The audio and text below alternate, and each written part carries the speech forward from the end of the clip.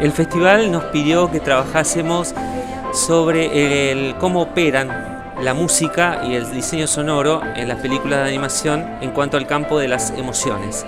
Así que es muy oportuno trabajar esto con personas que van a ser docentes, porque ellos, cuando se propongan sus trabajos audiovisuales, que seguramente lo van a tener que hacer con niños, van a tener que pensar en qué registro sonoro y qué registro musical van a utilizar en esas producciones, y para eso hay que tener ciertos criterios. En eso se centra el trabajo que estamos haciendo ahora con los estudiantes.